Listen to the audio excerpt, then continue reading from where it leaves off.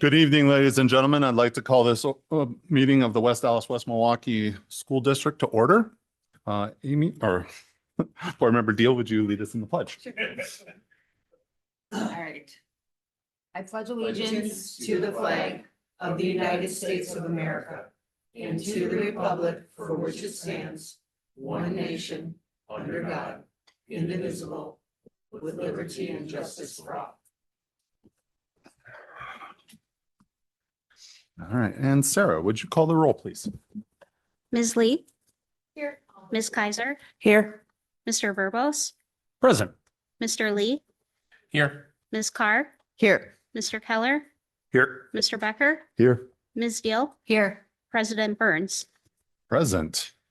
Proper notice of this meeting has been posted in accordance with the open meeting laws of the state of Wisconsin. Are there any modifications to the agenda tonight? There are no modifications. All right, then that will take us right to our Franklin Student Showcase. Are you all ready to get going? I see some excited faces. All right, as we plug in, I would like to thank everyone for having us here this evening. We're really excited to showcase some of the work we're doing, especially in the area of math this evening.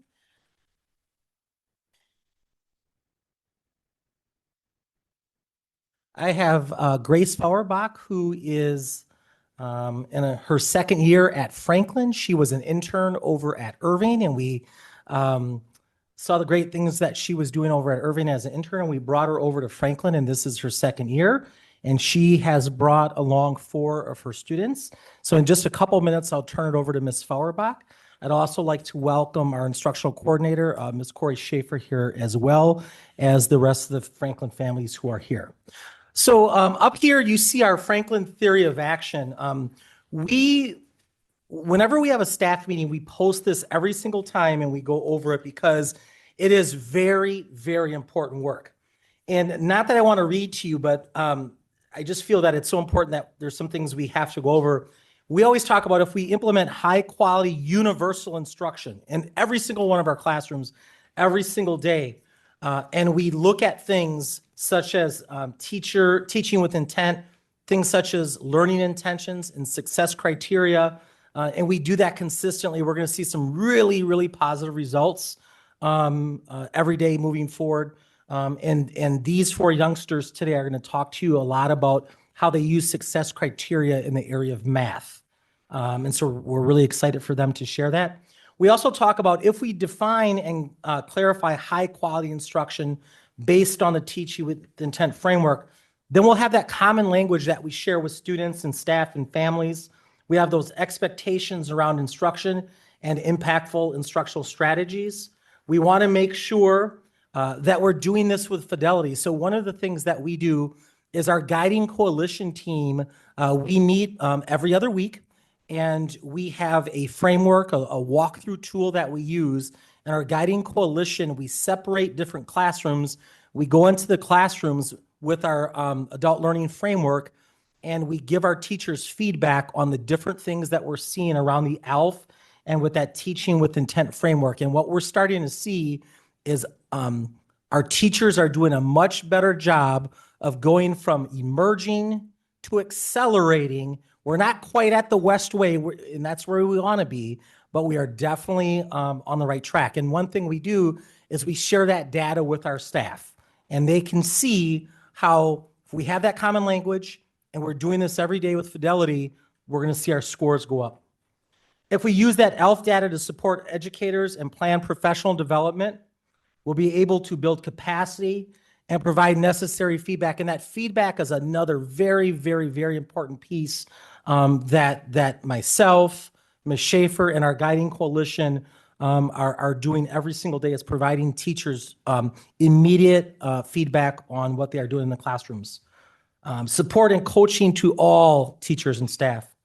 And if we have urgency to reach all kids, because I've been a principal for 16 years, and one of the things I can remember is, and I always say this, but when we used to do maps a while ago, a lot of our goals would look something like this. I remember working with Ms. Carr.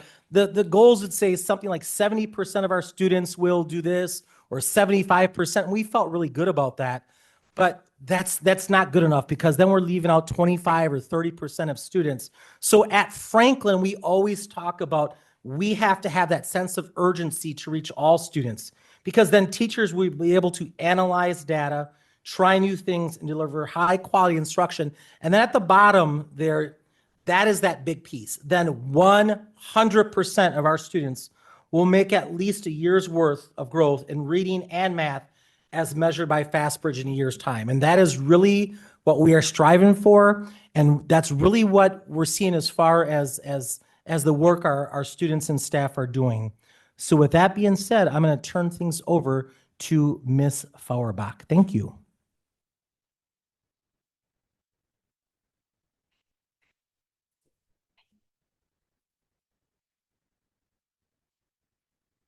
All right. Thank you for letting us share what math learning looks like in fourth grade. These students think deeply, reflect on their progress, and help each other grow. We're focusing on using success criteria so every student knows what success looks like and how to get there. Through hands-on activities, discussions, and problem solving, students are learning to explain their thinking, make connections, and take ownership of their learning. You will see how the students directly interact with the success criteria and what they do if they are at a 1 or a 2 or a 3 or a 4. When they reflect and put themselves at a 4 on the scale, they create videos to teach their peers and demonstrate how they are at a 4 because they can explain their thinking. Being able to demonstrate the skill and explain their thinking is what puts them at a 4. These videos will be available to students via anchor charts relating to that specific skill. When they are at a 1 or a 2, they engage in a small group activity that reteaches the lesson in a different way than before. After each lesson, students reflect on the success criteria scale to monitor their own progress and take ownership of their own learning. Tonight, these determined students will give you a glimpse of how hard they work in the classroom as mathematicians. We're going to start off with some introductions. So, Hi, I'm Pi. Hi, I'm Lawrence. Hi, I'm Kaylee. Hi, I'm Vivian. all right, these are our fourth grade mathematicians for the night, and they're here to show you all that they know about success criteria. Success criteria tells us exactly what we need to do to meet our learning goal. We use a 1 to 4 scale. A 1 means we're just getting started, and a 4 means we can teach it to someone else. Oh, at the end of each lesson, we reflect on where we are on the success criteria scale. It helps us see where we are and what our next step is. In this past module, we have been learning about different multiplication strategies that we can use. The strategies we learned are the area model, a visual model, partial products, and a standard algorithm. We started by learning about the area model and the visual model, then moved on to strategies just with numbers. Our success criteria help us know how to move from using picture and model to explain our reason and solving correctly. We practice checking our work in different ways to make sure our answer made sense. We also worked collaboratively on almost every problem so that we were able to share our thoughts and ideas about how to solve the problem. If we needed help, we would ask our group members questions like, how did you get that answer? Or why did you do that here? When we're at a 1 or 2, it means we're still learning, and that's okay. Sometimes it can be hard to be honest with ourselves. By doing a daily reflection on the success criteria scale, we were able to recognize that I need some extra practice with this scale. We meet in small groups. We work together to practice a strategy and solve word problems. We reflect on our growth, and our teacher gives us feedback. We use tools like base 10 blocks, arrays, and area models to help us see what's happening in the problem. Sometimes we work with partners who are at a 3 or 4, and they explain their thinking, and that helps us learn faster. When we reach a level 4, we show a learner by teaching others how to multiply. We planned our video lessons using visuals and asked ourselves, what do our peers need to know about this strategy, and what are the steps we need to show how to use this strategy? It made us realize how much we really knew. We learned that teaching others helps you understand even more. Right now, we actually have 2 video samples for you from these kiddos up here. So here's the first one. So Vivian and Kaylee are gonna teach you about standard algorithm. I don't know how well this sound's gonna work, so bear with me. Oh, it's not on anything but my computer. Is there a Can way? you put the microphone on it? Oh, okay. Try that. Let's see. Standard algorithm. Standard algorithm is when you set your numbers vertically. You multiply starting with the one. Is that weird? Hold, please.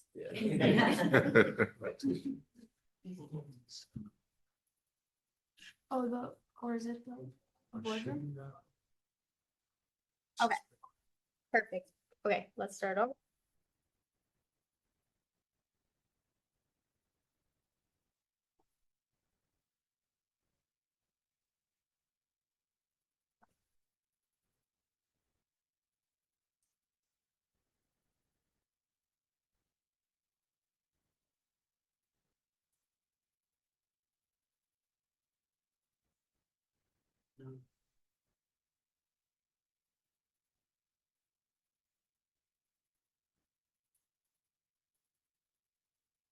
The multiplication chart, you just find the 6 and go down 4 and it equals 2.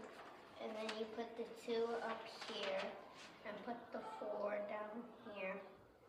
And then you do 6 times 7, which is 42, plus 2.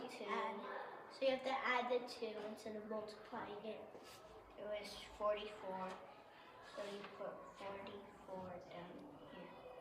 And that's how you use standard algorithm. And that's how you use standard algorithm. All right, that's one for you, and then we have one from Kai and Lawrence as well, teaching you how to use expanded form. Okay. Today we are going to teach you how to multiply using expanded form or partial products. Expanded form is when you split up a number into its place values and multiply the numbers. Now my friend Kai here is going to do the rest. Okay, so 6 times 740. So 6 times 700 equal, because 7 is in 100 place. And 6 times 700 is 40. 6 times 7 is 42, and you add the 2 zeros. So 4,200. And 6 times 40 equals, because 40 is in 10 place. 6 times 4 is 24. 24, and you add the 0. 6 times 1 equal, because 1 is in 1's place. And 6 times 1 is 6, and you have to add all of them. 6 plus 0, 0 is 6, and 4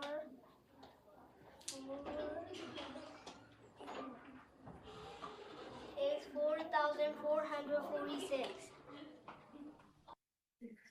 All right, as you can notice, they weren't just telling you like what they did exactly to solve the problem, they were really teaching you how, right?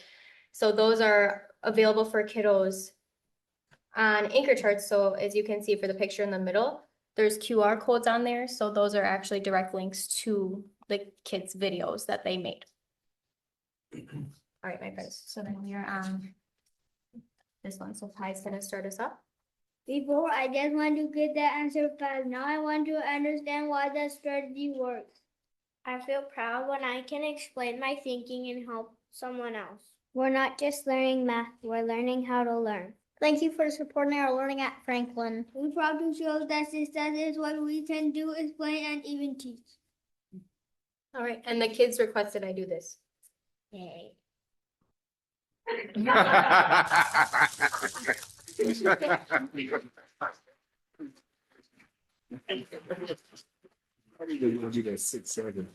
right, stay up here. No further questions. Awesome. Thank you so much. Yeah, is there any questions from the board? Yeah, board member. Tucker. Hi, so I teach fourth grade. Do you guys want to come to my classroom and teach fractions? Because you did a really great job of explaining. Like you said, if you can teach it, you know it. So that's fantastic to see. Nice job. Other questions from the board? Yeah, is Carl?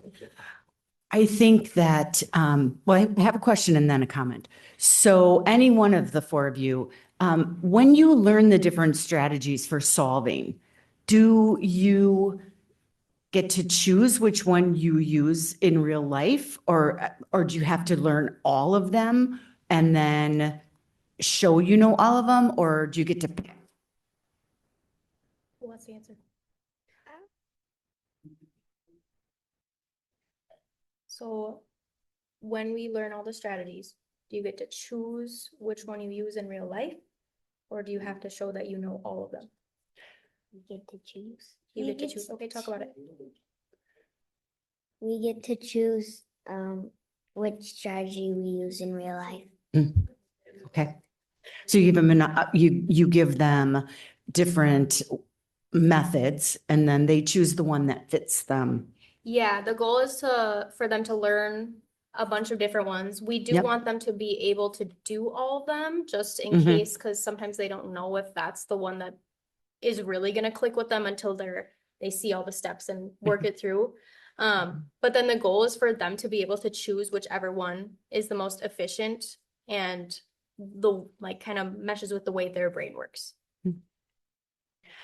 So the other thing is just a comment that I think that learning math is wonderful, but learning to take in feedback and to give feedback is really the gift. And I love that you're doing that. And I hope that you'll do that throughout the whole day beyond math. And I think that that's really going to make for a learner, a lifelong learner that takes in feedback and moves forward with it. Thank you. Thank you. Other questions before we let them go? No, I had two questions. One, when you guys are working with your 4-point scale of where you are, do you keep track of where you are with each of those skills as you move through your quarters and your time? You want to talk about it? Oh, yeah. Kaylee already did her thing, so what are you guys gonna do?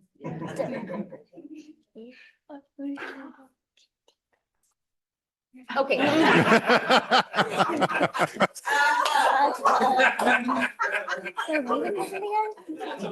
I think that's a pass. That's a pass. Where do you put that number? Yes, we do keep track of where we are on the scale. Where? What do you do with it? Oh, we take a reflection where we like grab a writing notebook and then we write our reflection and so we can keep track of where we are. Okay. So then that's great, because that was my next question with those reflections then. As you go through, if you find that do you guys get to look back on those reflections? Because then, if you keep growing and get all these skills, you might find that you can do a skill later that as a 4 that you may have only done as a 3 before. So you can have any of you run into that where you get to use your reflections to show your growth? No. I know. You can make So your have teacher any of answer you- too if you have want. Any of you ever? That's 5th grade. Like in your reflections, you've looked at your reflections and you've seen that you've oh, I've been doing really well. Like, have any of you done that and kind of, how did that make you feel? And what did you do? You can do it now.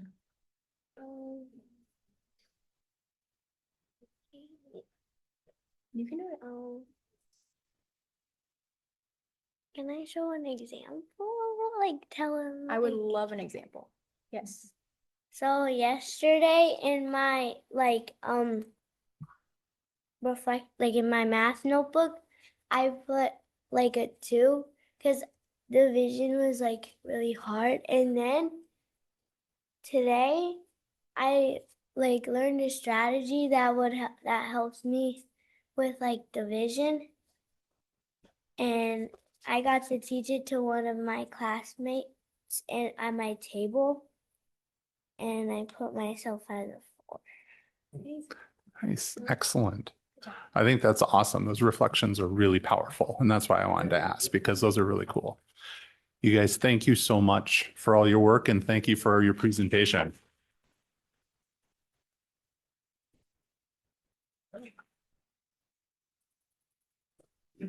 All right. Great job. I cannot wait to come to your class.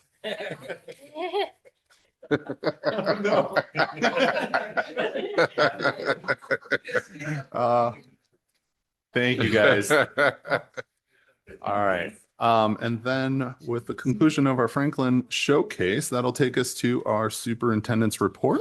Dr. Robinson. So good evening. We're gonna not be long tonight.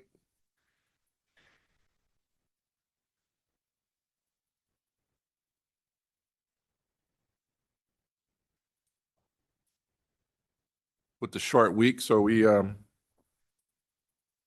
presented a more lengthy one last week, so this one is going to be a little bit on a brief side. There were actually no legislative updates this week. All right. We do want to recognize we have several schools who for the 24-25 report card were either rated as meets expectations or exceeds expectations. We will talk a little bit more in depth throughout the presentation on tonight, where we talk about the growth that we've achieved over the last year and how we are definitely trending in the right direction. And so just want to send a special shout out to our school leaders, our teachers, as well as our students on a job well done for meets expectations as well as exceeds expectations. This coming, next Tuesday. Okay. Is that right? Wednesday. My dates are wrong. Wednesday, a week from Wednesday. Thank you. I am like in nervous mode right now. I visited on today and Shelly and I were walking through. So I'm excited at the same time. The Tech Fieldhouse soft opening. Join us for the soft opening of the Tech Fieldhouse at West Allis Central for the boys basketball game season opener. Again, Wednesday, November 26, 2025 at 4:30 p.m. Please remember to purchase your tickets in advance through justagame.com and arrive early. Our hope is to have the overwhelming majority of our ticket sales online, where that would reduce the number of in-person collections to a minimum. So we're encouraging the community to please come out and support. When you walk in that field house, your first reaction is going to be, wow. It is just, I'm just astonished at the work that they've done in such a short period of time. And the crazy thing is they still have work to do. And so I have not seen the finished product, but it is truly a sight to see. And we have a great basketball team that we want to cheer on at the game on next Wednesday as well. We did create a video that's going to kind of lay out the strategic plan, the direction that we're going in for Destination West. And so we're going to play a portion of it. Dallas West Milwaukee School District. We are proud to officially share our new strategic plan, Destination West. Destination West was guided by our feedback from our staff, families, students, and community. This plan is our roadmap for our future, guiding decisions and ensuring that every action we take moves us closer to our shared vision of success for all students. At the center of Destination West is our portrait of a graduate. This outlines the knowledge, skills, and attributes we want every student to develop by the time of graduation. This goes beyond academics, focusing on creativity, problem solving, character, and adaptability. Qualities students need to thrive in a changing world. Supporting this is our roadmap to success. The roadmap outlines what students should know and be able to do at each stage of their educational journey. It helps students, staff, and families stay focused on what matters most. To measure progress, Destination West includes school board goals and key performance indicators. These are clear, measurable ways to track growth and improvement and ensure that we, as a district, are aligning our work to the priorities of Destination West.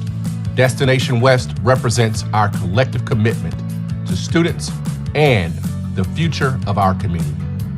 With a clear vision, practical steps, and measurable outcomes, we're building a strong foundation for every child to succeed in school and beyond.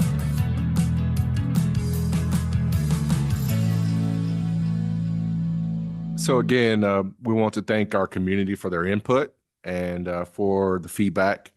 We're definitely on target, and we're going to be working with our board committees very shortly just to ensure that the KPIs are aligned to our new data. So that'll be announced today, our new numbers. We're going to be adjusting our board goals from when they're approved because this is our baseline year based upon those strategic plans. So great time in our district. Few community events this week. I did forget to mention last week, we had a meeting with We Energies concerning internship programs and apprenticeship programs for juniors and seniors. So we're very excited to enter into a partnership with them that we'll be announcing that officially pretty soon. Instructional rounds at DOCI and FLW. Did attend the Yusuf Gray's National Letter of Intent ceremony on last week. I was a participant in a Truth Summit with the Truth, the radio station here locally. It was a superintendent panel with Dr. Casillas as well as Dr. Means from Wauwatosa. And then I attended the You Are a Good Man, Charlie Brown. It was hilarious. I usually leave the place, already just excited and just impressed. But when I tell you, I left just laughing. My daughter and I were talking about it the entire way home and just really cracking up about it. It was exceptional. So great job to our students and just putting on a great production. This evening, we have our voice participant. Our representative this week is Georgia Davidovich. I got it right, didn't I? I've been practicing. Georgia, it is so good to have you tonight. Georgia is a junior at Nathan Hale. She's a member of the Renaissance Leadership Team. As a mentor, she's a part of the track and field team, member of Rotary Interact Club, enrolled in multiple AP classes as a member of Hope Squad, and drum major for the Hale Band. So Georgia, what's going on in Nathan Hale? Okay. At Hale, we've been doing a lot of stuff. First off, we did have our PTSA craft fair about 2 weeks ago. We hosted it.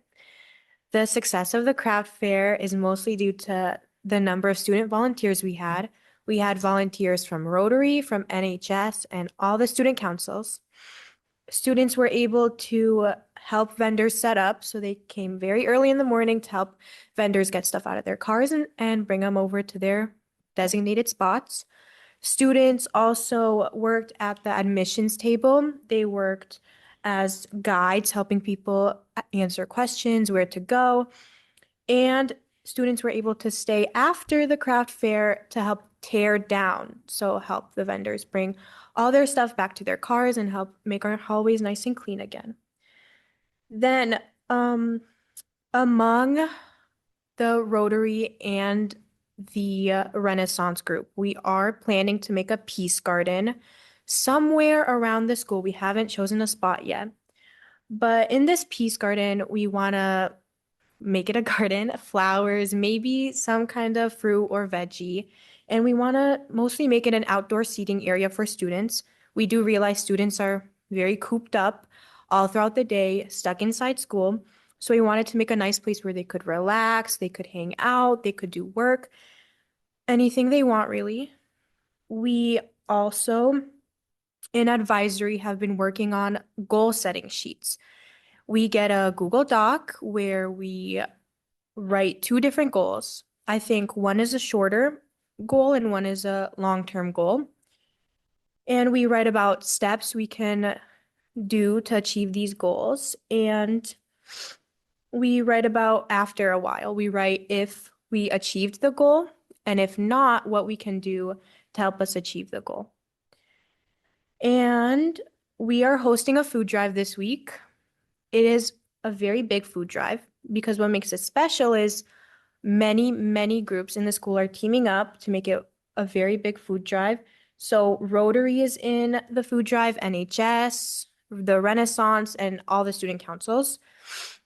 And we are not only are we having students participate, we are trying to make the community participate. So we're trying to go around to surrounding neighborhoods and put out a brown paper bag with a paper about what we're trying to do in hopes that people will also donate from the surrounding neighborhoods. And lastly, as you mentioned, Dr. Robinson, we did have Charlie Brown. It was a really excellent musical, if I dare I say. I was in the pit with a bunch of other students. It was a mostly student pit, other than I think 2 people. And yeah, I'm very proud of everyone who participated, cast, crew, and pit. And I think we've been doing pretty good at Hale. So you're 100% correct. The orchestra was also outstanding. Okay. So thank you for pointing that out because that, as I told your teachers during intermission, they really bring out the characters and their actions. And so excellent job to you and the rest of your classmates. So that concludes the superintendent's report for tonight. All right, thank you. With that, then we will move on to our public comments. So at this time, if anyone would like to come and address the board, you may sign up in the back of the room or in the Zoom link, which is in the chat in the Zoom call. Introduce yourself with your name and address. You have 3 minutes to provide comments. The board cannot discuss, debate, or act upon any item addressed during the public comments portion of the school board meeting. Follow-up may be provided by the superintendent at the next regularly scheduled board meeting. Currently, there is no one signed up. So we'll wait for a moment or two and see if anyone goes and signs up.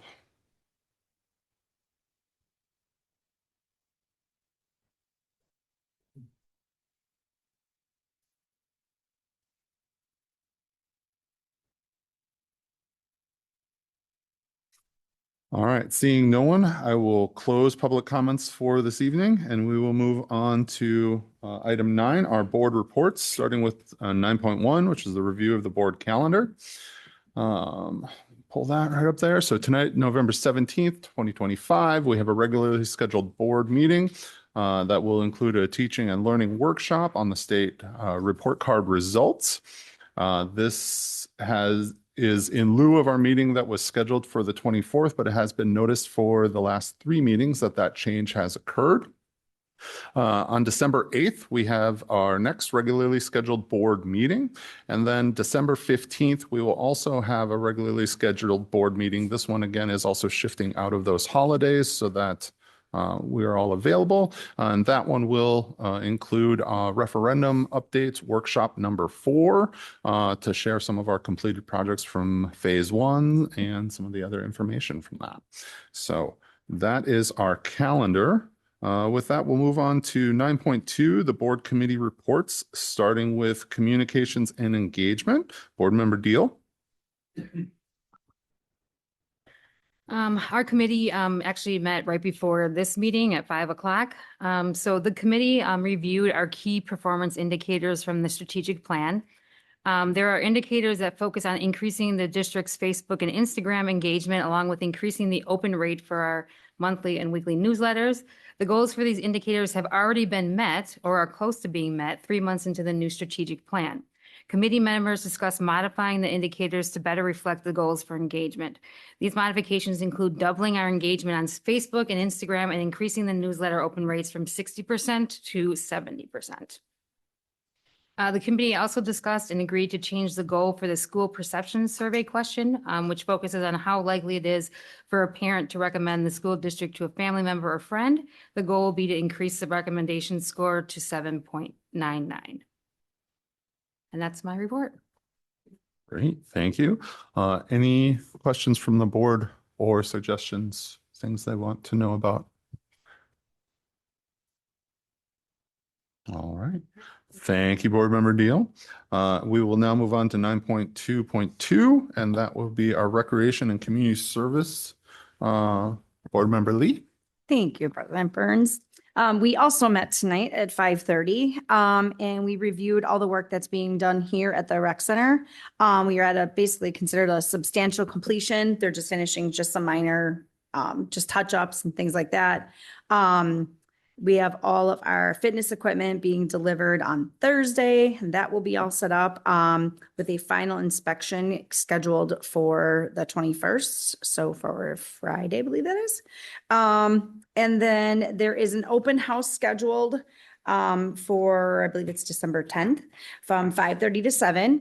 Where there'll be some vendors there. There will be personal trainers, so people can kind of take a walk around, ask some questions if they want to ask about, memberships, things like that. Memberships will start selling December 1st, and we will be open for operation January 2nd. And just for a little bit for some people to, as far as those memberships are considered, days of operation are going to run parallel with like the school district. So inclement weather, any of the major holidays, those kind of things will run in tandem. And then of course, summer we will be open. And then let's see. Aaron and Shelley had met with a company called Point of Beginnings, where they go through and they kind of look and take kind of survey different areas. Like right now they're looking at FLW as far as possibilities with like the track and the big plot of land that's out there and what we might be able to do with that, looking in the future. So just getting some soft ideas. And every year they are going to upgrade. Basically one playground is needed. This year it is Irving. So again, they are coming out to take a look at what might be needed. There are some students there that are mobile by way of wheelchair. So trying to find out what can be done to make things easier so that they can play with their schoolmates and things like that. So that is being looked into. As far as like the athletics and strategic plan are concerned, everybody's pretty much all on the same page as far as showing and highlighting athletes of the week, especially at like obviously the middle schools and high schools. We are officially in a uniform replacement plan. So of course, first year of anything new takes a little bit to kind of get used to, but it's underway. So the exacts of how that will rotate in will, I'm sure, be shared later, but it is underway. Let's see. Other than that, I think that pretty much concludes what I got for you. All right, thank you. Any questions for the committee? Yeah, Board Member Lee? Just one. Did I mishear you saying that the Activity Fitness Center will not be open in the summer, or No, it will be. It will be. open in the Yeah. summer? Okay. Yep. It'll run in tandem with the school district, with the exception of, yes, they will be open for summer. Very Yep. good. Thank Yeah. you. All right. Any other questions? All right. From there, then let's move on to 9.3, board member reports of community events. Any events that board members would like to share? Or things they'd like to share? Sure. I just want to be cool like everybody else. I went and saw Charlie Brown opening night. It was fantastic. I think we're in a really interesting time with the theater program, because we're in this transition between Scott and Mr. Pollard taking over. So we're seeing a lot of new directors come in. So I know that because my daughter was stage managing, I know that there was a new director for this show. And I heard a lot of really great things. And I know that we've got another new director coming up for for whatever that, I can't remember the name of the show, the next show. But we've got a couple of new directors coming up. And no, it's not. No, not the next. No, that one. No. I don't know. No, the one after that then. No, man, I can't remember. We'll move along. We've got, but I know, I hear about these directors. Oh, we're getting new directors and stuff. And I think that's going to be, it's interesting to see it happen. I mean, because with a new program director, obviously you're going to get some different influences there. So I'm looking forward to see what's going to come of that. Great. Thank you. Other events anyone went to?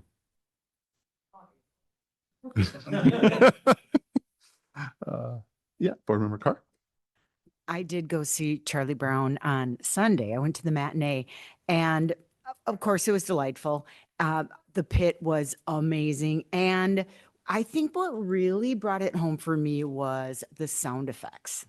Because Charlie Brown is a cartoon, and you have to have those sound effects. And they did such the timing and the actual sound that they chose was just so perfect for the type of play that it was. I really enjoyed it. Okay, thank you. And did I see? Yeah, go ahead, Board Member Lee. I also attended Charlie Brown. I saw it on Saturday, so it's good to see that we have board member support on for each one of the shows. And I thought it was great. It was great to kind of relive those different comic strips that, when you're growing up, you see those. Oh yeah, I remember that one. I remember that one. And it's a little bit different, right? Because it's not like it can a story that kind of goes all the way through from a start to finish, but you're seeing like these kind of snippets of things. So I thought it was a different kind of show. And so I thought it was great, though. I thought all the actors and actresses did wonderful. The music was great, as always. And I thought the set was really fun, too, with like the couch, because they're supposed to be little kids, right? So they had to make like a big couch to make it look like they were little kids when they were up on the couch. So I thought that was fun, too.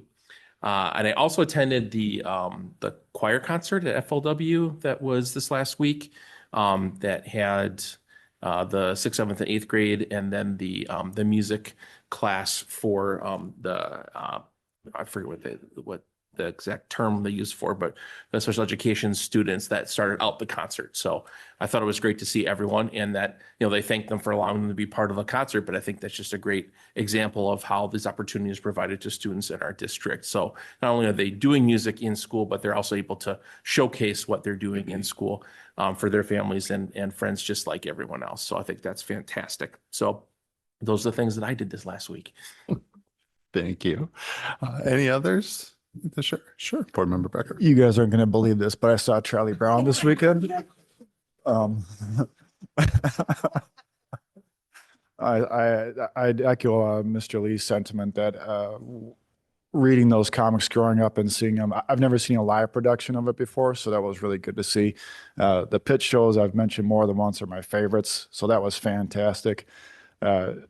Specifically Schroeder playing Beethoven. That's a thing where like, okay, well, I know Beethoven, I know Schroeder, I know what it looks like, but yeah, it was great seeing it come to life. Really, really good stuff. Yeah, thank you. Anyone else? All right. Well, with that then, I did not, sadly. I was actually in Boston for the entire week for work, so I missed out on that one. Thank you for calling me out, though. All right, so we'll move on from our community events and we will go to our other updates and other information from me, which I have none currently, which will then move us on to our consent agenda, which will include 10.1 approval of minutes, 10.2 our employment summary, 10.3 supplementary contracts, and 10.4 the financial report summary. Does anyone need anything separated? No? All right. At this time, then, I would entertain a motion. So move to pass 10.1, 10.2, 10.3, 10.4. Second. All right. There's a motion and a second. Is there any further input on this motion? All right. Seeing none. All in favor? Aye. Those opposed? All right. That passes. And then with that, that will take us to item number 11, which is our action item for tonight, which will be the 2025-2030 WAWM District Library Plan from Ms. Braj.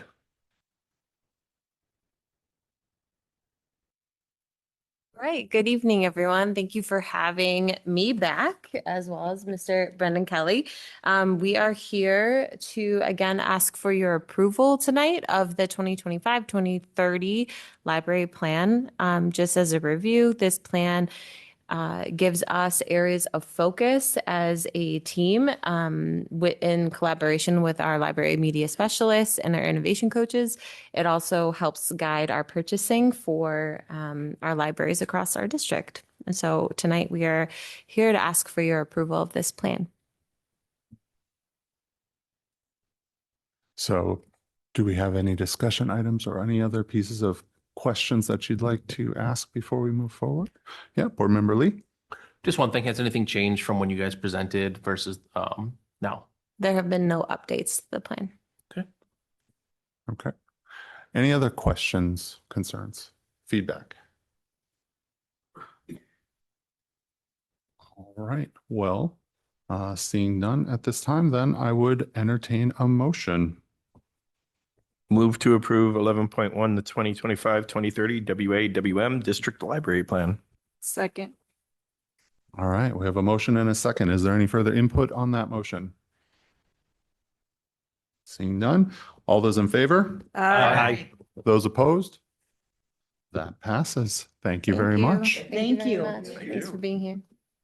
All right, and then our next piece then is our workshop for item number 12, teaching and learning workshop with our state report card results. And this will again be Ms. Braj.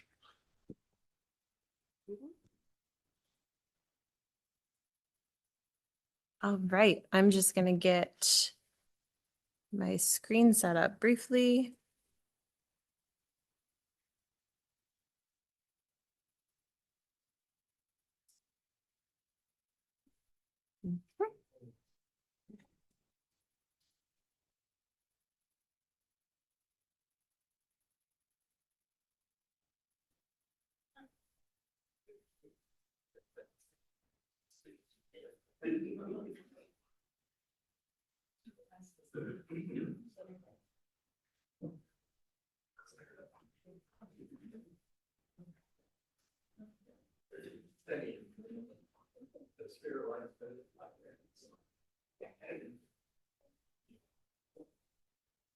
All right, good evening, everyone. Thank you for having us here. I have the honor of presenting our state report card results, but I will also say that this is a very much so full collaborative team effort. So there are members of the teaching and learning team here, Robert Joyce, Keith Ruffalo, Dr. Becky Grease. We also have our leadership coaches back there. If you have any questions for any of them, they can also come join the conversation. I'm joined by Corey Sack, our data manager, as well as just extraordinaire. And then also, similar to Dr. Robinson, just want to shout out all of our leadership that's not here tonight, hopefully listening in. They hold these results and they are the biggest change agents in our system. So just want to highlight what the data you'll see tonight is a direct reflection of their effort. I believe our strong alignment. And I'm excited to share with you kind of the full picture. So in front of you, you will have the full printed state report card results, just sharing for those who are maybe watching in. I will also highlight where you can view that online. But let's start with our school board goals. So these are our 4 priority areas that we've named as a district in collaboration with you all. As Dr. Robinson mentioned, the early literacy data, the goal number 1 and goal number 2 for math have shifted slightly as our baselines have shifted. So 3rd grade early literacy on that goal, it says 30, it's now 33% is our baseline. And then for mathematics for 8th grade was at 41% and it is now at 32.9, so 33% as well. So those will be our baseline goals. Our college and career readiness data will not shift. That will be our baseline, and same with our students with disabilities, as that's aligned to our FastBridge data. And so just want to first ground us here. These are our long-term big goals in terms of achievement and shifting achievement for these different groups. And the first 2 goals, the third as well, apply to all of our students. Also, our district theory of action, I just want to highlight again, this is what we are saying. If we do this really well and focus in these specific areas, we are going to see shifts in learning for students. I spoke earlier a few months ago around our FastBridge data. And then our thereby statement is what we'll see reflected here in our state report card, which is around the value added data with growth. And so I'm excited to share that data with you in just a moment or two. So tonight we're going to begin with our district celebrations, an overview of what is the state report card. We'll get into district and individual level school data review, and then throughout there will be data analysis, and we'll conclude with that. I do want to encourage every member of the board, as well as Georgia, to be thinking while I'm speaking or Dr. Robinson or Corey are sharing this data, what is a point of success that you would want to really note to share with community members? I think we need to ensure that we are sharing the good news and sharing when we are feeling and seeing success and shifts in learning for students, as well as if you do have any questions, feel free to write those down as well so you don't lose those throughout the presentation. To begin with district celebrations, I'm just going to name a few. Overall, over the past 2 years, our district has increased by 10.4 points overall. As I shared previously and can now share with this data, growth is beginning to realize in closing opportunity gaps in achievement. And I will emphasize beginning. Achievement is not yet where we want it to be, but we are seeing very promising growth and high levels of growth across our entire district. We met our district growth goal on our theory of action for literacy, and we met our district growth goal for math for 12 of our 15 subgroups. And finally, the number of schools rated exceeds expectations increased from 6 to 8 in our district, and we have currently no schools that fail to meet according to our state report card, which is a very good, again, shifting in the right direction. This is more for just to make sure everyone is on the same page. All Wisconsin public schools and districts receive a report card annually per our state statute. Report cards are released in November. This year they were released on November 11th, and they're made publicly available at that link for anyone who would like to look them up. Also, there was a report card update related to the accountability rating category. So our overall rating meets expectations. We're at 70.3. That score last year would have put us in exceeds expectations. This year it puts us in meets expectations. So there were just slight shifts on that scale.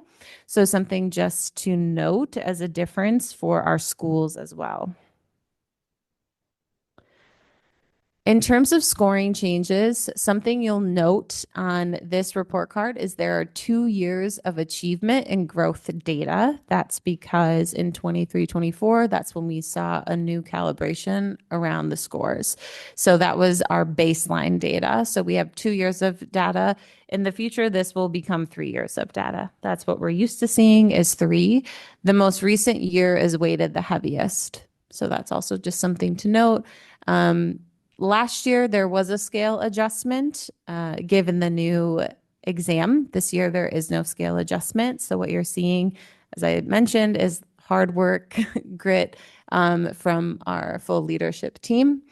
And then the last thing to note is the state decided to norm achievement and target group outcomes with growth data. So they have a very fancy calculation for that we are not privy to, but that is the final area to note in terms of changes with scoring.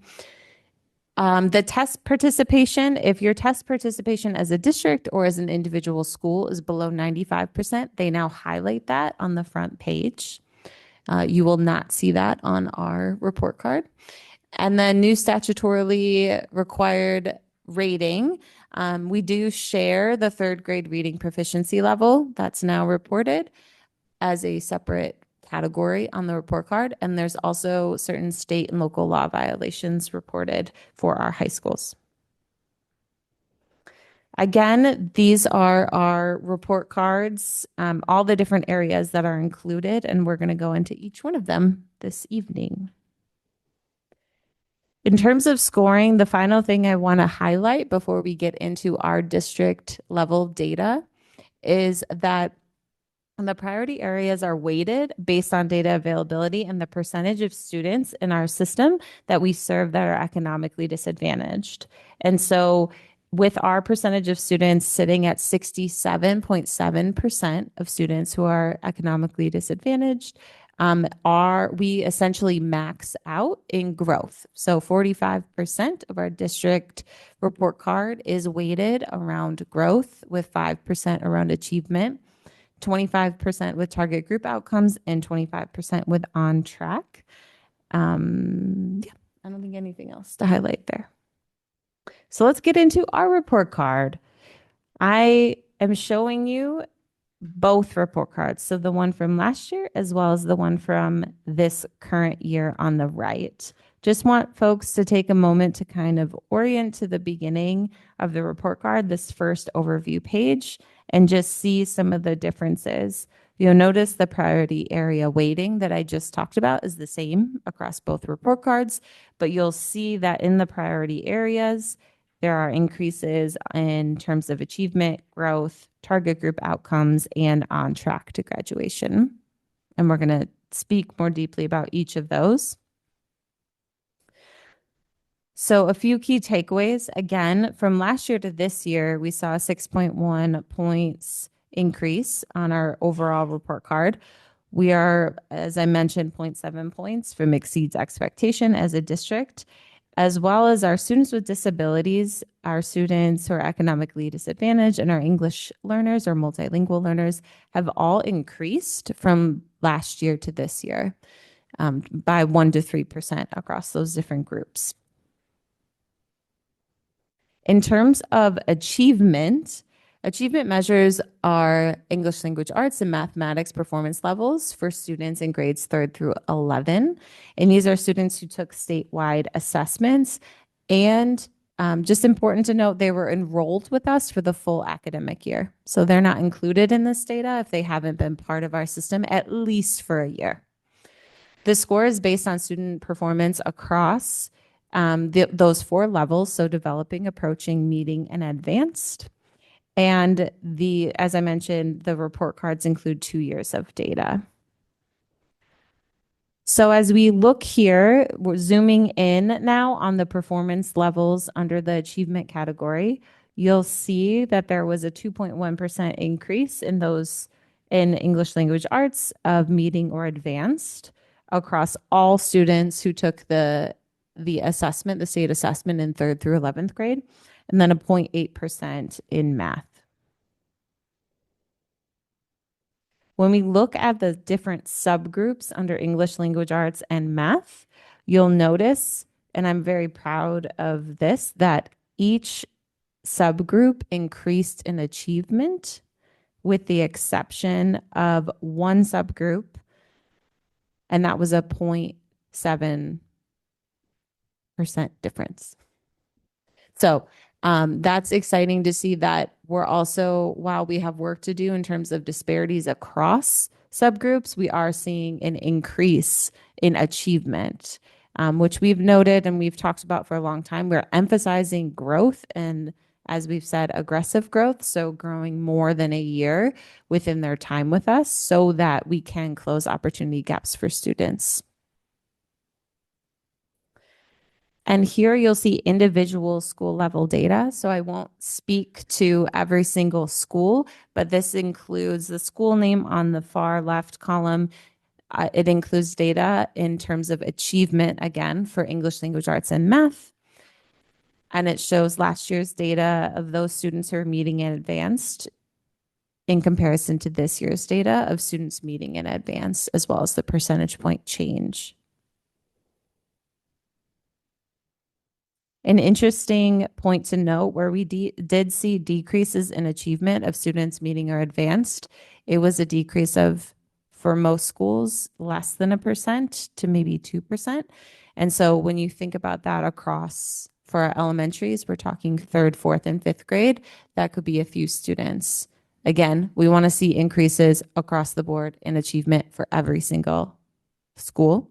But thinking of statistically significant, those aren't as significant. Where we get into the 5% or higher, that's where we've already adjusted supports and are doing additional coaching and such for those schools. We'll talk more about strategy, but just wanted to note what is statistically significant. We also did see some significant increases in a few of our elementaries, especially in terms of math. And so that is a big celebration for those schools as well. When we look at secondary, this is a trend we've talked about previously in terms of achievement, is that our secondaries were consistently improving in terms of achievement across English language arts, and math is the lagging area. And so we have poured a lot of time and energy, not only into supporting the onboarding of a new math resource for 6th through 11th graders, but also for our coaches and our leaders, and focusing on how are they supporting their teachers daily in the use of that resource, coaching around that resource, and how to actually use it to fidelity.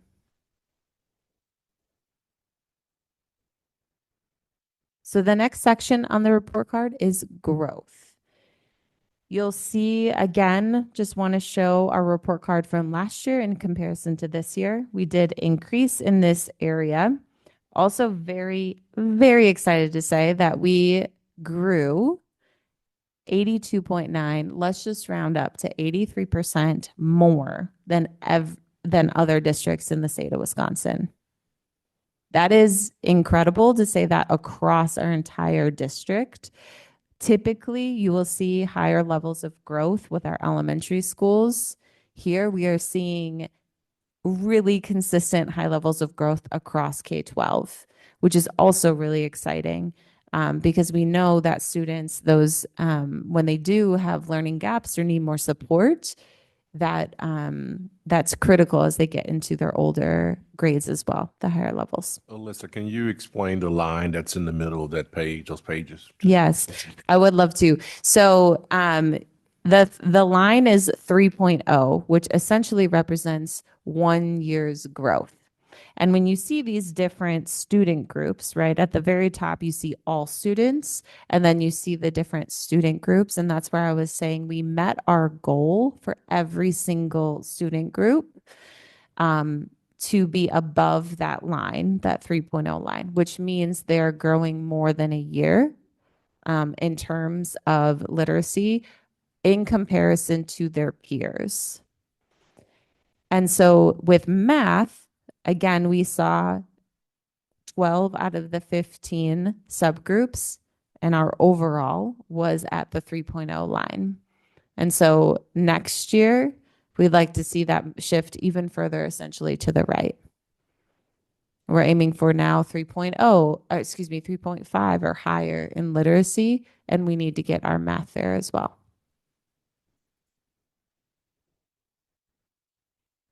So again, a few key takeaways from our growth from this current report card. We grew more than 82.9% of districts across the state of Wisconsin, and we did meet those goals on our theory of action for this past year. And overall, our score in the priority area of growth was 71.7. Here you'll see how the level of growth breaks down across ELA and math in all of our schools. Something you will see that is a direct correlation where there is high levels of growth, there's a higher rating as a school, right? We put a lot of emphasis on growth because it doesn't matter where students are starting. We need to work with them where they are, support them in meeting grade level expectation, and also support those lagging skills that have developed over time. And so you'll see very strong levels of growth across ELA and math, but more consistently, I would say, across ELA.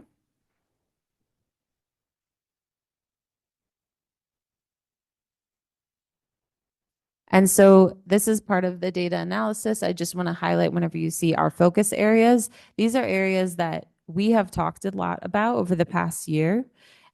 So the focus necessarily isn't changing. There are some strategic things we're doing within these areas, but we also need to make sure that the main thing is prioritized. Because when you get too broad or do too many things, you don't do anything really well. So we're continuing to focus on our GVC, which is our curriculum, making sure teachers and collaborative teams understand the curriculum, are collaborating, and that goes into point number 2, our collaborative teams, also called PLCs. And those are really amazing spaces where teachers, the collaboration, I would say, has been more impactful this year than ever because they're using the curriculum and working through it together at the same pace. So when they come to talk about student learning or student misconceptions or things that they're struggling with, they're able to have a truly collaborative conversation in a way that they haven't always had before. And that is, again, due to the efforts around aligning and making sure that we have the data and the right resources in front of our teachers. And then the third, you heard Mr. Steve Harris, the principal at Franklin, speak on the adult learning framework. So what has been really incredible, Dr. Robinson and I have talked a lot about this, is the building of that framework was not something that the teaching and learning team did and just brought to the leadership. For the past year, so the 24-25 school year, we spent learning around best research-based practices in instruction, reading research articles, dissecting that. We collaboratively created the adult learning framework, which is what we all as leadership team, full leadership team, have said, this is what best instruction looks like. This is what we want to see in our classrooms every day. And then creating look-fors, excuse me, I get really excited talking about it, look-fors around it. And then the conversations shift because we now have a common language and also a common understanding of what we mean when we say learning intention, for example. What is that versus success criteria? You heard students talk about their success criteria. They're saying, I can do this. And they know if I'm here, then they can self-reflect. That's what we are calling the West Way. When students can monitor their own learning and they can tell you, you know what, I'm not there yet, but I can do this, or I know this strategy, but actually, no, I do got it and I can share it with someone else, right? That is what we're aiming for all of our students. And I think that's hard. You heard one of them say, like, it's hard to be able to acknowledge when you don't know something, but that's important because the more we talk about that, the more students talk about that, the more we normalize what growth truly means. And then we can support students in moving forward. Also making that clear for families and what they're prioritizing the learning for their students. So that was a long-winded way to say the adult learning framework, I think, is a really important framework that we've co-developed as a leadership team. And speaking to that, if we didn't have those 3 things in place that I just named, I don't think we would see the target group outcomes that we are seeing and that I expect to accelerate over this next year. So target group outcomes, we were essentially, key takeaway, we were more effective in serving our target group students, meaning we saw increases in achievement, 8.1 points, growth 3.7, and less chronic absenteeism for this group. And so when we talk about target group outcomes, we're talking about on the previous year's assessment, the students who are in the bottom quartile, so the bottom 25%, and I don't like using the terms bottom anything, but they provide this group of students that says, hey, we should really focus our efforts here and make sure that we're meeting the most marginalized students essentially in our systems needs. And if you focus on the most marginalized, guess what happens for everyone? Everyone does better. It has there is research to say that then has a positive impact on the entire learning environment and student outcomes as a whole. And so our growth for our non-target group, I'm proud to say, was larger than our non-target group. And so that means that we are doing something right and that our students who need us most, we're showing up for. And that doesn't mean that we're also not very closely monitoring, which I'll talk about, for our learners who are on grade level and moving them forward. But we also have to make sure that we are meeting the needs of our students in our target group. So I'm excited to share that with you all, that we did see positive increases there, as well as decreases in chronic absenteeism, which is a testament to Connie Bergman and the work that her team has done around attendance, as well as our school leaders. Here again, target group outcomes for every single school. You'll see their points awarded for these different groups.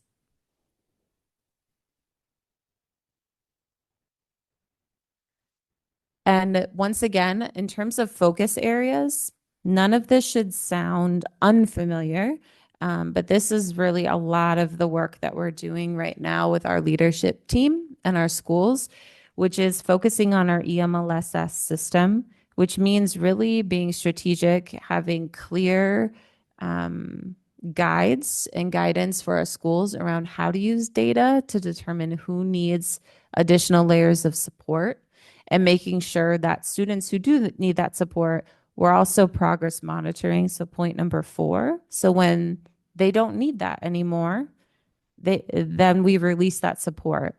It's really crucial that we're monitoring that closely and being responsive to what students can do, because we also know all of our students have strengths. Some areas of math can be more difficult than others. Great, let's provide that support when they need it. But if they don't, then we need to make sure we're not over scaffolding that for students.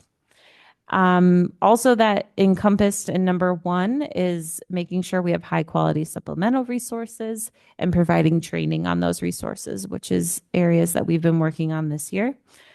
Personal support plans, as I've shared, we're writing those for literacy and math and targeting specific lagging skills. I think that's really helpful for our teachers to stay focused. It can be overwhelming when you're trying to determine how to essentially teach young people how to read. It's difficult work, but when we can take it one piece at a time and we have high quality resources, it becomes more doable. It also is helpful for families to know how their students are progressing. And then the win time. So what I need time, we have built into our schedule opportunities for students to get that additional support, as well as students to get extension and enrichment work built into the day. So we are focusing on those 4 priority areas, which directly relate to our target group outcomes, as well as for all of our learners. And I promise I'm almost done. I know it's a lot of data, but it's good information to have. Again, please write down a success that you're hearing that you would want to share the good news about with our community, and then any questions as we go. For on track to graduation, this measures how successfully students are achieving educational milestones that predict post-secondary readiness. So you'll see here some overlap with our target group outcomes in terms of chronic absenteeism. We also have graduation noted, 3rd grade ELA, and 8th grade math, which are aligned to our board goals. Just also want to highlight that chronic absenteeism and graduation rates are lagging indicators. Those are 2 years prior. So we will see essentially the efforts of our work last year on attendance for chronic absenteeism again in another year. Same with graduation. And then post-secondary preparation. So this part of our report card is not rated, but it's a very important part of our report card for our community to know a high level snapshot of different programming that we offer for students to prepare them for college and career readiness. One thing that is important to highlight here is that we found some discrepancies in our data, which caused us to reach out to DPI. And so the information that you see specifically under dual enrollment and industry recognized credentials and work-based learning, we are underreporting in those 3 areas. And so we discovered in our collaboration with the Department of Public Instruction that there has been a coding error within Skyward for students when on our end as a district when we're putting them in. So due to that, I did want to share our most up-to-date information and how this information essentially gets reported to the state is through the December snapshot. And so that's coming up here in a couple of weeks. So we are actually, again, increased in the percentage of students that are taking advanced placement courses. And thanks to you all, that number will likely increase as 10th graders now have more opportunities in terms of advanced placement. Our dual enrollment numbers, we currently are reporting 104 students have successfully completed a dual enrollment course last year, which again was inaccurate on our report card that I'm showing tonight. The industry recognized credentials, the final area that our team is still working on validating in collaboration with DPI. And then our work-based learning was also higher at 3.5% and 80 students participating in work-based learning, which is really wonderful because work-based learning, as Robert Joyce and I have been talking about, is a great opportunity for students to get the in-classroom experience around career and technical education, but then align it with on-the-job experience. And also students then can work and be paid for their time. So that's an area that he is working on building more partnerships around, which I'll talk about in just a minute. In terms of our arts course information, again, this is just information for the community. You'll see that about a quarter of our students do take art and design courses. 11% do take music courses, and dance and theater are not reflected here. We have a beautifully robust theater department. We just don't have courses in theater. So that's why you'll see a 0 there. And then focus areas in relation to post-secondary readiness. As I mentioned, we are working, especially Dr. Robinson and Mr. Robert Joyce, on building more community partnerships. We have some amazing ones already to highlight. So Restero and Greenfield Mazda, Walgreens for pharmacy tech, etc. You can see there's a lot of amazing community members that want to partner and want our students to work with them through youth apprenticeship opportunities. We have some exciting partnerships coming up in relation to Aurora Healthcare and We Energies. So that is an area, and in my collaboration with our counselors and leaders, hearing more and more specifically around We Energies and electrician. That's an area that students are very interested in pursuing. So looking to expand those opportunities for them. Dual enrollment, currently in conversations with MATC, UWM, and other universities around expanding our dual enrollment opportunities in both core content areas and career and technical education. So that's definitely going to be a focus throughout the rest of this year into next year. And then, as I mentioned, the advanced placement courses, so opening those up for 10th grade students. And as a final note, our leadership actions. So this data has been shared with our principal team. They are able to preview that data in October so that we can see if there are any major errors that can be rectified before the final release in November. So principals engaged in a protocol for examining data with Dr. Robinson, myself in October, and then worked in collaboration to prepare communications for staff and families, including presentations, data analysis with our staff, lots of celebrating with staff where we did find success. And then each school, the timing was actually wonderful. We had an opportunity to come together as leaders and with our ASA SAIL training on continuous improvement work on 11/3 and talk through the next 100 days and how we're going to build on the successes that we have started the school year with and where are we going to go next. Every school is engaging in instructional rounds. We'll be finishing those in the next week. Each principal has met with staff, again, to present and analyze their data. And then all of our school teams have expanded their guiding coalition. So that's an opportunity to build additional leaders within our buildings and expand really the impact of the work that we do as a leadership team more directly into the buildings. So excited that more teachers are part of this process as well as student services staff. And then all schools are progress monitoring individual student data. That is a big emphasis. That's something Dr. Robinson has been talking about since he joined our team in our district. And I'm confident in that the systems we now have in place for that, and that our leaders are more able to do that than I think ever before. So with that, I would love if a few folks would share a celebration that they would want to share with the community, something that you find really important to highlight, as well as any questions regarding the large amount of data I just shared with you. Board, yeah. Board Member Kaiser? I love the fact that Docky saw huge jumps, 10% and 6% in ELA and math. I think there's still this misconception of Docky's like, oh, just another school you go to catch up on things. It's not. And I'm just super proud of the fact that the numbers reflecting the really hard work those kids do there. And Mr. Gales and everyone else who works at Docky. Another thing I wanted to point out was minus 4.1 in chronic absenteeism. As someone who works with a lot of kids with chronic absenteeism, that number is so hard to move. And -4 is like a mountain. So I'm thrilled that we're seeing a change there and that I hope to see even greater negatives so that we have more families that are coming and staying and not falling into the habits. Thanks, Ms. Kaiser. Great, thank you.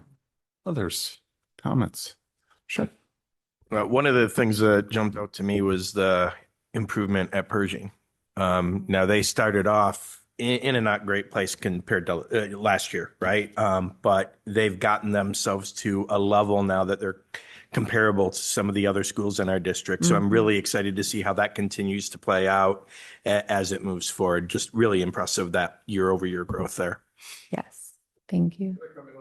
Of course. Well, one of the things that I've noticed over the past year is Pershing's improvement is also allowing West improvement to happen as well. So you're starting to see that ripple effect where when you have strong foundational systems, the middle school is only going to be that much better. So just want to comment on that, what you said. Thought that was great. Thank you. Yeah, Board Member Rose? I'm really into that 83% that you were pointing out, that 82.9 or whatever it was. When you talk about something that is something that the community needs to be aware of, showing how we're outperforming that large a percentage of the rest of the state is a really, really big deal. I think that really says a lot about like the larger scope of everything that's going on. Thank you. Thank you. Yeah. Board Member Becker?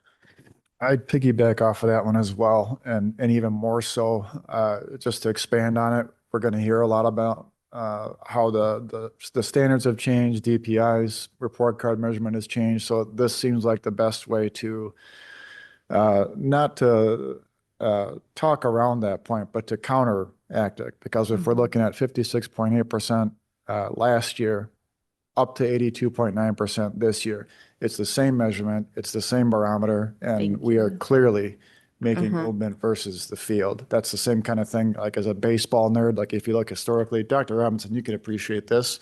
If you're trying to compare all-time greatest right-handers and you look at Walter Johnson from a century ago versus Greg Maddux, you can't compare them head to head. You compare them versus their respective peers. How do they do against the field? So that seems like the right way to normalize that. Does that seem right on as a? Yes, that Okay. is what you're able to What, keep as consistent. without going back and reworking that entirely and creating a crosswalk to a whole different set of data, which is just, you're just never ever going to make the point adequately, I think, as well as this is. And one more twist on that would be the fact that we're doing this with the 2.6 million budget shortcome, with more English language learners, with more students with disabilities, What's the third one that I'm thinking of? There were three right in a row that were More economically economically. Thank you. It went from 65 to 67, Mhm. right? Right. Thank you. Yep. Great, thank you. Others, comments you want to share, things you want to shout out to? Questions? Sure, go ahead, Ms. Carr. So when we talk about the board goals, Mhm.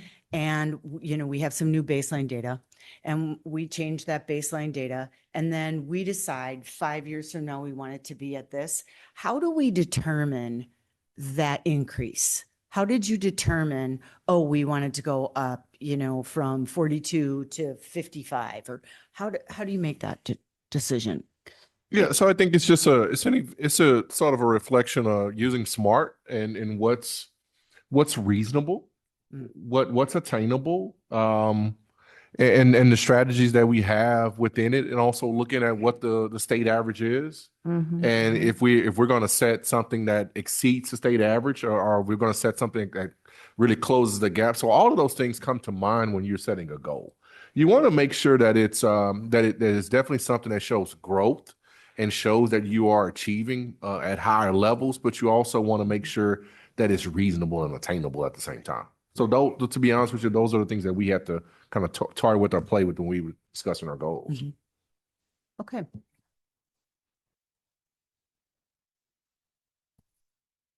Ms. Carr, was there more?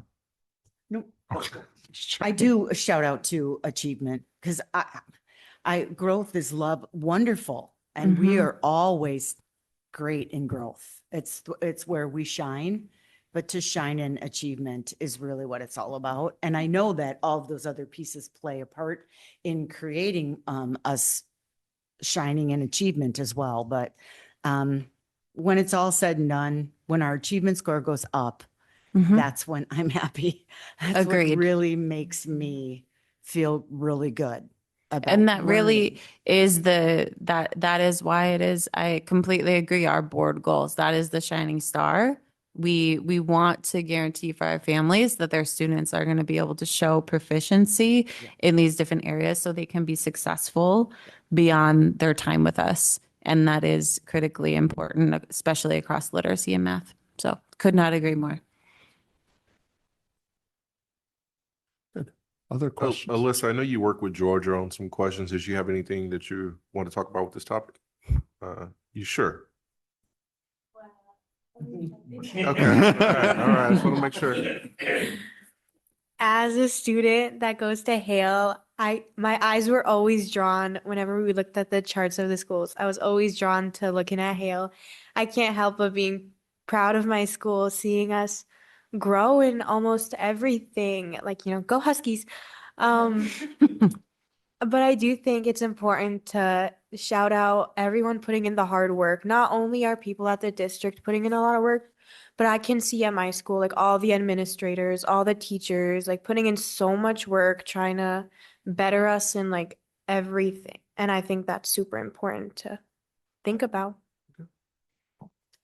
I just want to also shout out Georgia. We had a great conversation in preparation for this meeting, and her and I were talking about how there's often this with students this thought of like Central's so different than Hale, and it's like, well, it's really not, right? We're a beautifully diverse community in a lot of ways. And so we talked a lot about that of like there was a ton of progress at Central to celebrate as well. And as well at Docky, which Miss Kaiser elevated. So Thank you. Anyone else? Mr. Becker?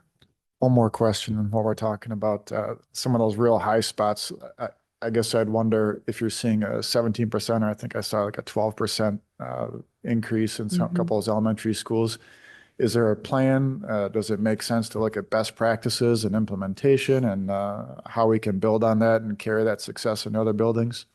absolutely. So our schools have, before this report card comes out, we can look at FastBridge data, forward data, especially there's a multitude of data sources that we are using and that our leadership have gone through. So we have definitely, I mean, leaders can tell you classrooms, grade levels, individual students, like how students are doing. And so what we've started to do in response to that is where we're seeing maybe staff that need additional coaching, or sometimes you just need to see it in action, not be told what it is, but you need to actually see it.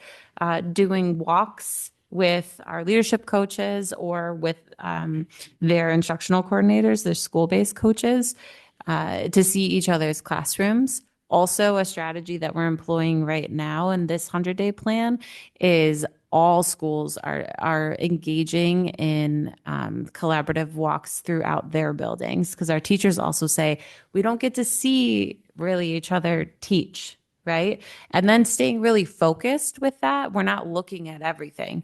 We're staying really focused in what are we paying attention to, but really guiding the conversations and the debrief so that we can share and build on those successes. So I would say, yes, we know where we have really strong teams also, and we know the practices. They're able to speak to why they're successful. And I think that is a really big celebration, is that we're not guessing. We know, for example, where we saw a lot of shifts at Pershing, and also Man had a good amount of growth in math and achievement as well. They are using really strategic checks for understanding. And then they're doing that in the moment and forming groups, and that's how they're responding to student needs. So there are those practices that are elevating through conversation.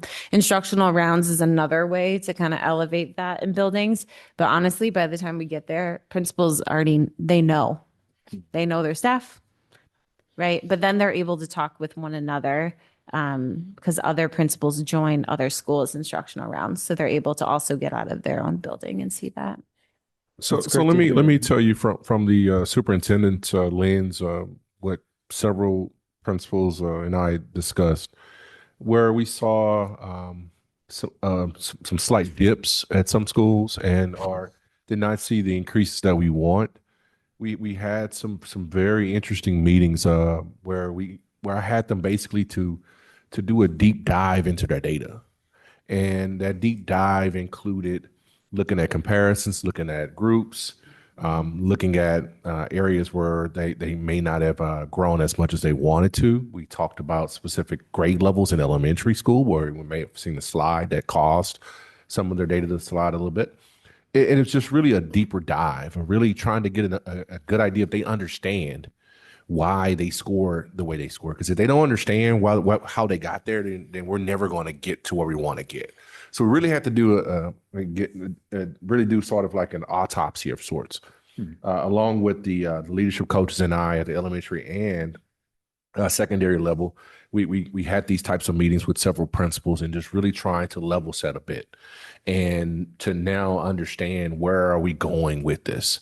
And so that would some of those meetings then were followed up with instructional rounds, but we're doing what I would say more prescriptive visits and conversations where we're talking specifically about what their needs are. We're not trying to treat it as more of a triage. We're treating it more of, individually, what's your issue?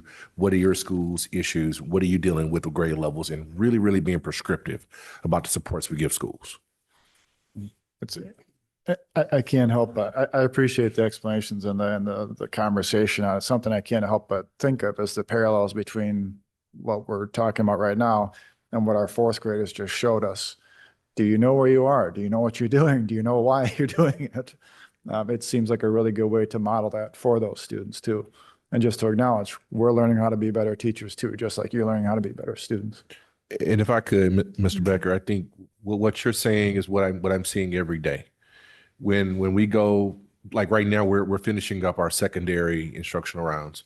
And so when I go from West Milwaukee one day and then I go to FLW the next day and I'm seeing same lesson, I'm seeing maybe not the same strategies, but different strategies, but there's alignment. And you can tell that they're planning from school to school.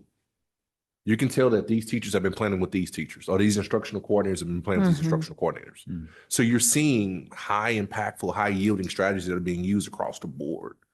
And that's a warm feeling because then when we debrief with leaders, they're speaking the same language and they're talking about strategies that they're using. So when we were at FOW the other day, I said to Jody Landish, I said, we got to get these board members to come to some of these schools and visit with and walk with us, because I want you guys to become bilingual in our language, the conversations that we're hearing in our schools, because this is where we're going. And I'm telling you, it's just impactful. You're seeing major differences in the level of instruction that we're providing at this point.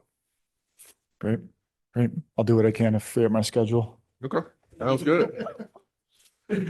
All right, thank you. Other questions, comments, celebrations? Board Member Lee? So I'll preface this by saying that I don't like report cards because I don't think they're a true representation of success for students in our district. I've been pretty vocal about that. And I know that actually some of these things that aren't included at the scores, such as looking at dual credit and looking at, a job abilities, internships, those to me, I think might have a better and more stronger connection to success for our students as they leave our schools versus the achievement data that we look at. But I understand that this is the world we live in. And I don't want to, I'm not saying that to belittle the work that has been done to get to increase our achievement. We want to do that. But I always would contend that some of the students that maybe do the worst in these things are because they're not interested in what those things might open up for them. They're more interested in other things. And the things like the internships and things like that might be more of their interest to them, as opposed to, making sure they score really high on the ACT. So with that said, I think that the data that's most interesting to me always is the elementary data, because I think that's the place where you can have the most impact on the future of what that student can do as far as achievement and growth happen.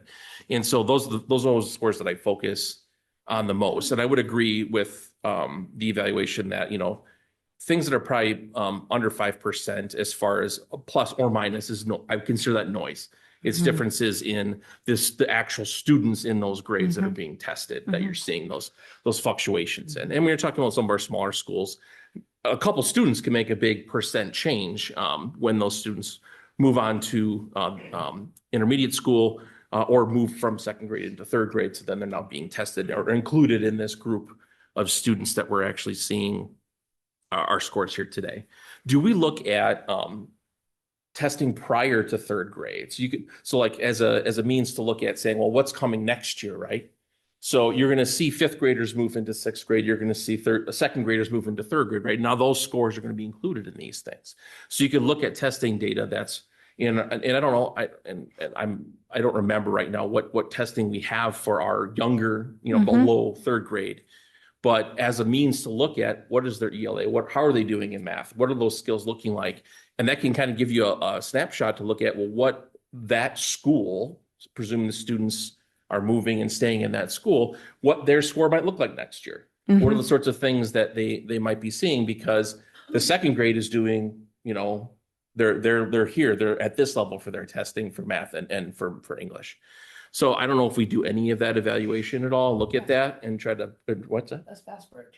Right. But do we say, okay, well then based on what we're seeing in FastBridge, are we going to be able to look at their test scores next year and say, well, do we think we're going to see what we're looking to see? Are we is second grade looking better, worse than what the fifth graders leaving are going to provide? Because I think that would help us, and maybe when you're talking about trying to increase those achievement scores anyways, being able to see where they're at.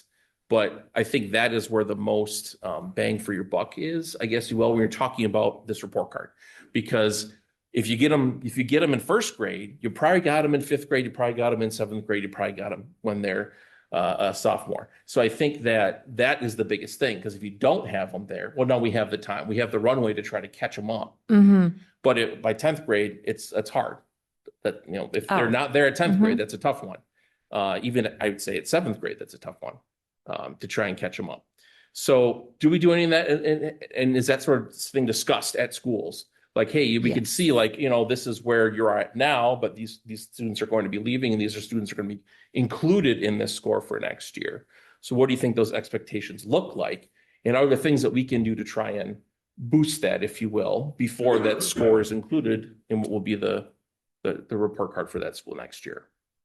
Well, I just want to start with saying I appreciate you elevating the report card. I do think it's an important measure, but it's not the only indicator of or a reflection of our district. So I do, that resonates with me. I would say that FastBridge is our strongest indicator of how students will, it should be a predictor of how they will do on the forward exam. And then of course we can use forward as a predictor for PCT and such. And so we are using that data and looking at that really deeply, especially in the early grades. And that's where the personal reading plans, or as we call them, personal support plans, come in, because our teachers are very well aware then of specific areas within literacy they need to target, because you are exactly right, where we have our youngest learners, our babies, our 5-6-year-olds coming in. They're coming in for the most part ready to learn. We're seeing 70 to 80% at the beginning of kindergarten, right? But as we know, it gets more difficult. The exams, right? The standards increase every year. And so that's when you start to see kind of that separation. And so you're exactly right. We're monitoring. That's when we talk about the progress monitoring. We're looking at that 3 times a year and then adjusting supports based on that. In terms of, I do see Corey has some notes, so I want to let her also chime in as our data extraordinaire. So we've also tried to build a kind of a parallel for our teachers to understand. So as we look at growth on our report card, they understand that we also look at growth on FastBridge, A reading, and A math in a similar way, so that we're measuring the impact we have on students from fall to spring, which helps us kind of predict like where students are, but hopefully try to proactively close those gaps before they're taking the forward exam. So if we know that we have students that need to make more than 1 year's growth in order to get to grade level, we're already working on that in kindergarten and in first grade and in second grade. So we have processes in place. And then just like Alyssa said, we use that data as well as Ames Web, which was the other state mandated assessment for our K through third grade students, well, K4 through third grade students, to start intervening and measuring that progress, but also for us to designate support plans, progress monitoring, and how we're setting goals for those students proactively before we lose so much ground. Just like you said, it's harder to catch in 10th, it's hard to catch in third. So the soonest we can start collecting that data and have an idea of where our students are performing, the better we can provide services for them. That being said, we also hear a lot of feedback around, we also don't want to over exhaust students with assessments. So we've tried to, as the Ames Web was added by the state, then we assessed what have we been using? Do we need to keep using this? Where is there overlap? So making sure that students aren't exhausted. But I will say that the early assessments that we provide are individual for the most part. And you kind of need them to be as a teacher. You need to sit with a student and for them to read so that you can really target the skills strategically. So it does give us really helpful information to do what you're speaking to. Very good, thank you. And my shout out generally for this is just going to be to see some consistent growth as we move through this. So we are in year 2 of this scoring mechanism that they're using, and seeing that we are seeing progress as we move forward in that is what I compare to ourselves, that we're seeing that we see what we needed to do, we made adjustments, and then we're seeing those adjustments being shown out in the scores that we're seeing in the methods that we're using. So that means we're not spinning our wheels, and we are using the data to try and affect change in a positive manner in a number of different categories, especially in the priority groups that we're focusing on in our district to try to get those groups up to where they need to be. So I think that to me is a shout out, because I think that work is actually probably a lot harder than maybe the other general work to be done. And then I had one question. I think it's just an error in the slide, but maybe I'm wrong. I think it's slide 28 for Wilson. It says the achievement score was 113.8. Yeah, I saw that too. Go Wilson. I think is it? Yeah, go Miss Pluta. Let me I see. presume it's a typo, but since we're here publicly, I just wanted to. Where are we? I'm It's slide sorry. 28, the 24-25 target group outcomes. Oh, for target group outcomes. that too. I figured there's just an extra one there. Um, I imagine, I don't know, Corey. Can you double check that? I didn't see anyone. Target close to group that. achievement for Wilson is 10.6. So that is not correct. Really? Okay, well, I saw 113.6, it's pretty great. And that's all. Thank you. Thank you. Thank you. Any other shout outs, celebrations, comments, questions? No? I have a couple. I don't know how we can limit it to one. I think for me, looking at this over the time I've been with the board, I think that there's a shout out to our superintendent for having the vision and the focus and pushing. I think that there should be a shout out for all of our administrative staff and district staff that are leading our teachers, giving that focus, building that capacity, and really helping us move the needle. I think this is also this is showing our teachers that are there using that capacity to lead our students, getting them to be able to do things. And I agree, report cards I don't like them either, but this is the metric that we have, and it's showing that we're making a lot of good work. And I think two other shout outs is that I think that this is when you have a board that is working and keeping that focus as well, supporting our district staff and our superintendent to be able to do this work and empower you to make the choices and decisions that need to be done. And I think too, our students for just leading with their response to this push that we've had and this vision that we've done. So, I mean, one celebration, I don't think we have, it shouldn't be one, it should be 10 because it's the numbers and it's shown across the district. We have people in the right positions. We have students with getting more opportunities and access. I mean, this is fantastic. So thank you. Thank you, President Burns. All right. That is my soapbox. Anyone else? Beautiful. So that will bring us to the end of our workshop then. Thank you so much for presenting. Thank you. Thank you all. And with that, that takes us to the end of our noticed agenda. So if there is no further business and no objection, the meeting will be adjourned. There being no objection, the meeting is adjourned.